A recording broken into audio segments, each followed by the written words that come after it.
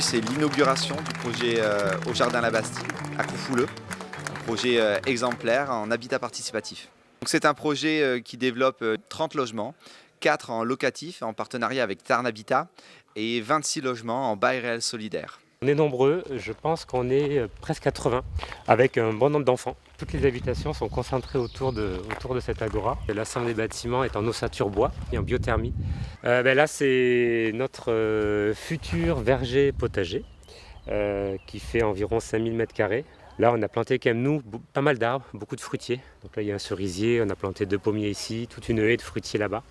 Et là, typiquement, c'est des envies d'habitants de faire un potager. Le groupe réfléchit à l'impact que peut avoir 30 foyers par rapport à la biodiversité, par rapport à la nature. On a un projet qui est totalement environnemental, je crois qu'on ne pourrait pas faire plus à l'heure actuelle. Donc on a de l'ossature bois, de la laine de bois, un matériau biosourcé, géosourcé, on a de la terre crue, des briques en terre crue, fabriquées pas très loin d'ici.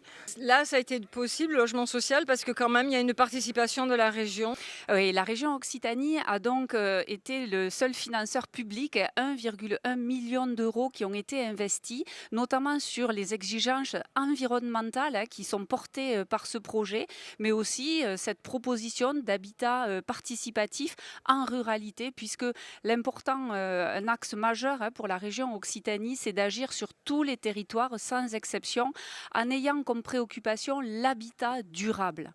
Parce que le logement, c'est la préoccupation majeure pour beaucoup de nos concitoyens. Ça pèse véritablement sur le pouvoir d'achat et ça doit être une possibilité donnée à tous de vivre là où ils le souhaitent et de la façon dont ils le souhaitent. Ici, on peut sortir tout seul, aller sonner chez les voisins, mais à Paris, on ne pouvait pas tout seul. Pourquoi ? Parce qu'il y avait beaucoup de voitures et ici, les voitures, elles ne peuvent pas passer dans le GL. La maison d'avant, je ne pouvais même pas sortir. Pourquoi ? Parce qu'il n'y avait aucun copain et j'avais une rue, c'est qu'il y avait une personne. Il y a beaucoup plus de copains qu'avant. Ici, j'en ai à peu près 7 juste à côté de chez moi. Pour Coufouleux, c'est la démonstration qu'on est capable sur des petites communes de faire des projets novateurs avec de la mixité, avec un système aussi au niveau de l'habitat qui nous permet de garantir qu'on n'allait pas encore voir exploser les prix du foncier qui sont vraiment terribles. En tout cas pour nous, c'est explosion vu la proximité de Toulouse.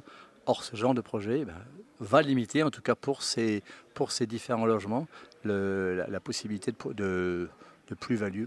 Au début, quand on est venu me voir pour faire un habitat participatif, j'ai dit « Oh, c'est bien, c'est gentil, vous êtes bien gentil ». C'est uniquement lorsque le col est arrivé qu'on s'est dit « Ah, là, on a quelque chose de solide, de sérieux ». Et honnêtement, ça ne s'est fait que parce que le col était là. Sinon, ça n'aurait jamais pu se faire.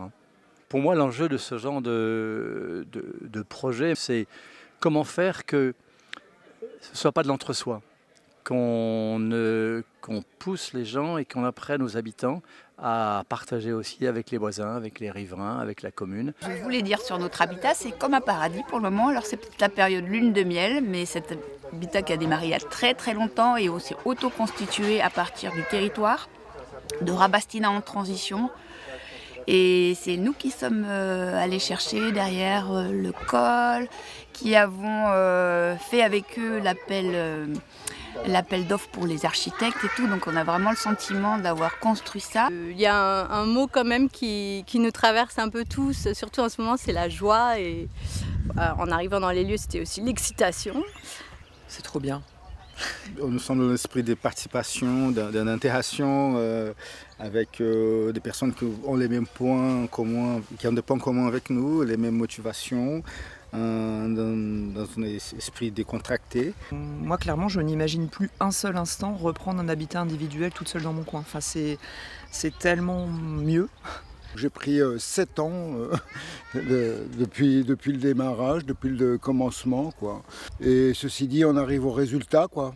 Et c'est plutôt très positif, quoi. Aujourd'hui, les régions et la région Occitanie est très préoccupés dans le contexte français, parce que le gouvernement français aujourd'hui diminue les ressources des collectivités et en particulier des régions. Donc bien entendu que nous cherchons tous les moyens pour développer ces projets, mais aujourd'hui on nous enlève des compétences, on nous enlève des possibilités. Donc nous sommes là pour revendiquer le fait que c'est les régions qui peuvent être en capacité avec les collectivités d'accompagner ce type de projet, mais il faut nous en donner les moyens et le pouvoir. Alors les leviers pour multiplier ce projet, c'est déjà de le porter, de le promouvoir, d'aller voir les élus locaux, parce qu'ici dans le Tarn, ce n'est pas un projet facile à porter. Le maire quand même a été courageux pour aller jusqu'au bout, donc c'est le promouvoir. C'est difficile aussi au niveau du gouvernement puisqu'il détricote toutes les propositions de loi, les lois qui ont été passées et qui vont dans le sens de la bifurcation écologique, de l'économie énergétique via la loi simplification économique. L'architecte ici l'a dit et nous le prouve, du coup on peut aller au-delà des normes, c'est possible du coup avec une grosse volonté, il faut le faire et démultiplier ces projets dans le temps. C'est un projet aujourd'hui qui finalement casse les codes et parce que notre directeur général, Imed Robana, la responsable d'agence Isabelle Settel, ont accepté justement de remettre les données d'entrée à plat, de mettre du dialogue, du lien et de revoir finalement ces données d'entrée, ces préjugés. Et bien finalement, on se rend compte qu'il peut y avoir un chemin. On est assez contents les deux architectes parce que ça change un peu de toute l'architecture qu'on voit d'habitude, des trucs, des immeubles neufs là, et on trouve que c'est sympa, quoi.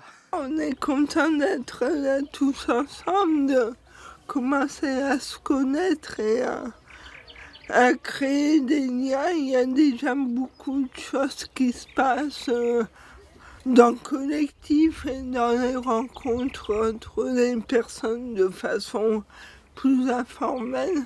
Mais beaucoup de bienveillance et au quotidien, ça fait du bien.